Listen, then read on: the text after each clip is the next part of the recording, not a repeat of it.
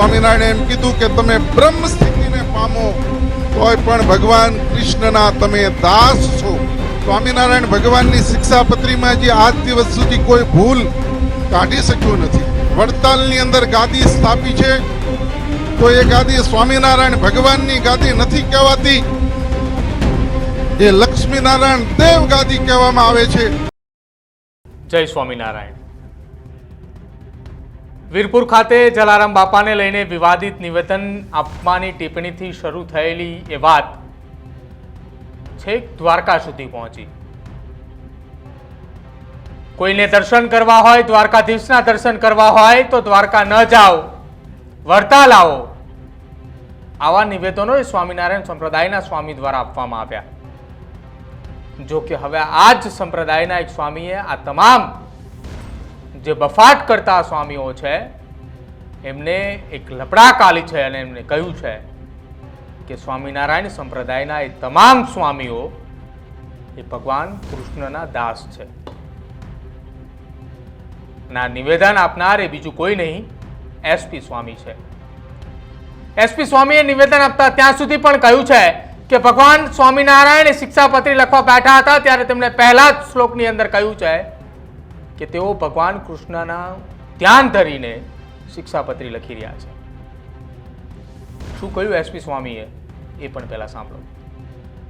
આજે આપણા સભાની અંદર વૈષ્ણવાચાર્ય પૂજ્ય લલિત કિશોરદાસજી બાપુ જેવા આ સંતો પધાર્યા છે ત્યારે મારે એક જ વાત કરવી છે કે સનાતન ધર્મ એની અંદર દરેક સંપ્રદાય એ ભગવાનને ઓળખાવા માટેના પ્રયત્ન કરે છે. આમાં કોઈ સંપ્રદાયના ઈષ્ટ મોટા નથી, કોઈના નાના નથી,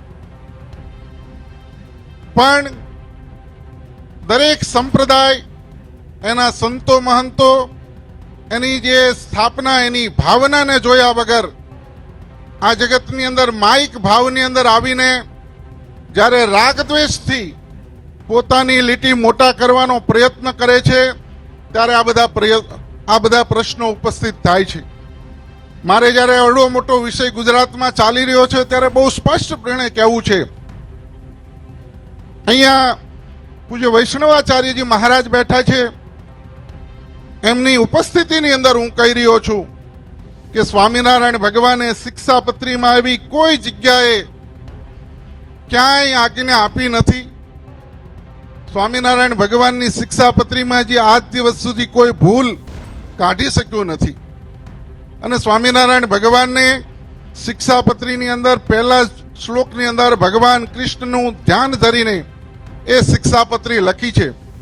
પણ આજના દિવસે હું એ ચોક્કસ કહીશ કે સ્વામિનારાયણ સંપ્રદાયના સંતો એમને એક વાત વિચારવાની જરૂર છે કે સ્વામિનારાયણ ભગવાને જે મંત્ર આપ્યો છે આપણને ગુરુ મંત્ર, એ ગુરુ મંત્રને આપણે જો જાપ કરતા હોઈએ, એ મંત્રનો જો આપણે મહિમા સમજ્યા હોઈએ તો ભગવાન સ્વામિનારાયણ એમ કીધું કે તમે બ્રહ્મ સ્થિતિને પામો તોય પણ ભગવાન કૃષ્ણના તમે દાસ છો.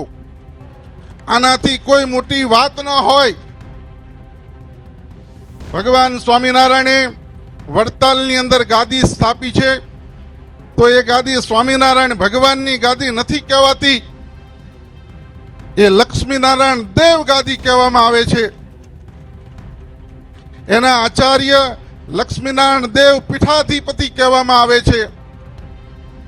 આજે સ્વામિનારાયણ નામથી ભલે વડતાલની અંદર સ્વામિનારાયણ મંદિર કહેવાતું હોય પણ ગવર્મેન્ટ અને ચેરિટી કમિશનરના રેકોર્ડે એ લક્ષ્મીનારાયણ દેવ ટેમ્પલ નોંધવામાં આવે છે. માટે ભગવાન સ્વામિનારાયણે જે એકેશ્વરવાદનો મંત્ર આ સ્વામિનારાયણ સંપ્રદાયને હરિભક્તોને આપ્યો છે, એના સંતોને આપ્યો છે, એમાંથી કોઈ પણ આઘુ પાછું થયા વગર જે ભગવાનની આજ્ઞા છે એમાં જ જીવવાની મજા છે. પણ ભગવાનની આજ્ઞામાં રહીએ એમ સુખ થઈને પહેલું વાક્ય બોલે છે બધા, પણ જે વાક્ય બોલનારા છે એને જીવનની અંદર વિચારવાની જરૂર છે કે સ્વામિનારાયણ ભગવાનની આજ્ઞા પ્રમાણે આ સંપ્રદાયની અંદર આપણે શું કરી રહ્યા છીએ. માટે પરમ પૂજ્ય લાલજી મહારાજ આ પૂજ્ય વૈષ્ણવાચાર્યજી મહારાજ, આ દરેક સંતો મહંતો એની એક જ ભાવના છે કે સનાતનની અંદર દરેક સંપ્રદાયના જે ઈષ્ટ છે એને તમે ઈષ્ટ માનો, પણ કોઈની ભાવનાને ઠેસ પહોંચાડવાની, કોઈને એવી આ જગતની અંદર સ્વામિનારાયણ સંપ્રદાય કે કોઈ પણ સંપ્રદાયની અંદર કોઈને એવો હક અધિકાર આધ્યાત્મિક જગતની અંદર સનાતનના ધર્માચાર્યો સંતોએ કોઈને આપ્યો નથી. માટે આપણે સૌ સ્વામિનારાયણ સંપ્રદાયના એક સાધુ તરીકે આ જ્યારે સભા છે ત્યારે અહીંયા સનાતનના સંતોની ઉપસ્થિતિની અંદર કહું છું કે ભગવાન સ્વામિનારાયણના બંધારણની અંદર આવી કોઈ જગ્યાએ જોગવાઈ નથી.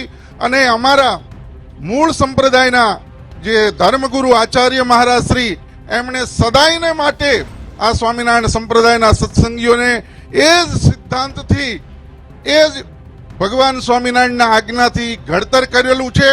માટે ઘડતરની અંદર કોઈ વાંધો નથી, પણ આ તો સાધુતાની અંદર દરેક ભગવા લુગડા પહેર્યા પછી દરેકને જે પૂજાવા મનાવવાનો દોઢ થાય છે એ આ સ્વામિનારાયણ સંપ્રદાયની અંદર ભગવા લુગડા પહેર્યા પછી જે પૂજાવા મનાવવાનો દોઢ છે એના કારણે આ બધા પ્રશ્નો ઉપસ્થિત થઈ રહ્યા છે. અને એનો અંકુશ કરવા માટે આ ભગવાન સ્વામિનારાયણના 9મા વારસદાર નૃગેન્દ્ર પ્રસાદજી મહારાજ આવ્યા છે. આ સંપ્રદાયની અંદર ક્રાંતિ લાવશે, સનાતન ધર્મની અંદર પણ ક્રાંતિની લહેર જો કોઈ ફેરાવશે તો એ નામ નૃગેન્દ્ર પ્રસાદજી મહારાજનું હશે, એમાં કોઈ શંકાને સ્થાન નથી. માટે આજના પ્રસંગે સમર્થ સંત સ્વામી જ્ઞાનજીવનદાસજી સ્વામીએ આજથી 50 વર્ષ પૂર્વે જે આ સંપ્રદાયને સિદ્ધાંતો સ્થાપિત કર્યા છે એ મુજબ આપણે વિરસદની અંદર સૌ સંકલ્પ કરી અને આગળ વધીએ. શબ્દો સાથે વિરમું છું. અસ્તુ. જય સ્વામિનારાયણ. સ્વામિનારાયણ સંપ્રદાયના જે સ્વામીઓ બફાટ કરી રહ્યા છે, વારંવાર તેમના સંપ્રદાયને ઊંચો બતાવવા માટે હિન્દુ સંસ્કૃતિના સંપ્રદાયો જે જોડાયેલા છે તમામ સંપ્રદાયોને નીચો બતાડવાની જે કોશિશ કરી રહ્યા છે, ગુજરાતી ભાષામાં તેમની લીટી લાંબી કરવા માટે કોઈ બીજાની લીટી લાંબી કરી રહ્યા છે, ટૂંકી કરી રહ્યા છે. હવે એ આખા આ મામલે એસપી સ્વામીનું આ નિવેદન કે તેમણે એ શિક્ષાપત્રીનું મહત્વ પણ સમજાવ્યું અને શિક્ષાપત્રીની અંદર આ પ્રકારનો કોઈ ઉલ્લેખ નથી. શિક્ષાપત્રી વાંચીને તમે બ્રહ્મજીવન સુધી તમે પહોંચી ગયા હોય ને તેમ છતાંય તમે કૃષ્ણના દાસ છો, કૃષ્ણના દાસ છો. આ નિવેદન એસપી સ્વામી આપ્યું છે. તમારું શું માનવું છે એસપી સ્વામીના નિવેદનને લઈને તે ખાસ અમારા કમેન્ટ સેક્શનમાં જરૂર જણાવજો. જોતા રહેજો ન્યૂઝરૂમ. નમસ્કાર.